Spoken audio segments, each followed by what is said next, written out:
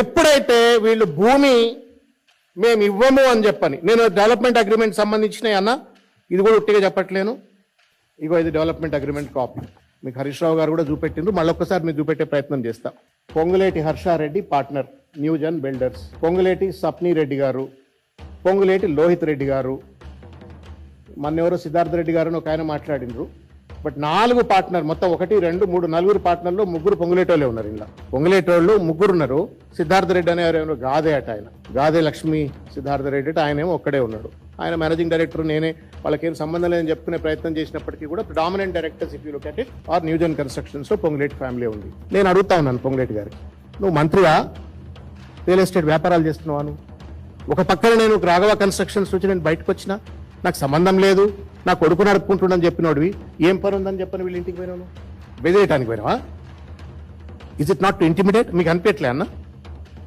మంత్రి పదవి నీకు వచ్చింది కాంగ్రెస్ పార్టీ కార్యకర్తల పాపం కిందో మీదో పడి కష్టపడితే వచ్చిన అధికారాన్ని నీ రియల్ ఎస్టేట్ దందాల కోసం వాడుకోవడం కోసం, భూములు కబ్జా చేయడం కోసం, భూస్వాములను బెదిరించడం కోసం వాడుకొని వాళ్ళ ఇళ్ళకి పోతావా? నువ్వు ఇంతలకు పోయిండు, వాళ్ళు అయినా కానీ భయపడకుండా పాపం వాళ్ళు భూమిని ఇవ్వను అని చెప్పని వాళ్ళు భూమి ఇవ్వకుండా మేము ఇవ్వము అని చెప్పింది. సో దట్ మీన్స్ అన్న, మళ్ళా చెప్తున్నా, నేను రీట్రేట్ చేస్తున్నా, ఈ భూమి తాత ముత్తాతల భూమి.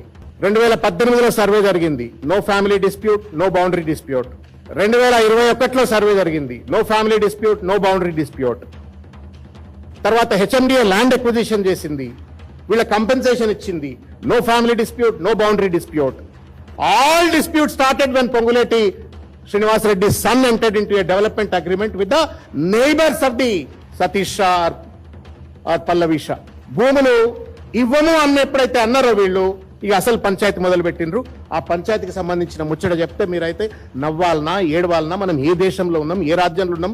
రాజకీయ నాయకులు అంటేనే లఫంగిలు అనేటువంటి ఒక రీతిలో ఇవాళ సమాజం చూస్తున్న తరుణంలో ఇంత పెద్ద ఎత్తున గద్దం లెక్క అధికారాన్ని అడ్డం పెట్టుకొని ప్రజలను ఎట్లా బెదిరిస్తారు, పోలీస్ వ్యవస్థను ఎట్లా వాడుకుంటారు అనడానికి ఇది క్లాసిక్ కేసు. సినిమా తీయొచ్చు ఇది, మాఫియాగాళ్ళు, రియల్ ఎస్టేట్ మాఫియాగాళ్ళ సినిమా తీయొచ్చు ఇది. How subtly they use the power to twist the facts, create and conspiracy తోటి లేనిపోయిన పంచాయతీలు ఎట్లా సృష్టించినట్టుగా ప్రజలను మభ్య పెట్టొచ్చు అనడానికి ఇది క్లాసిక్ కేసు.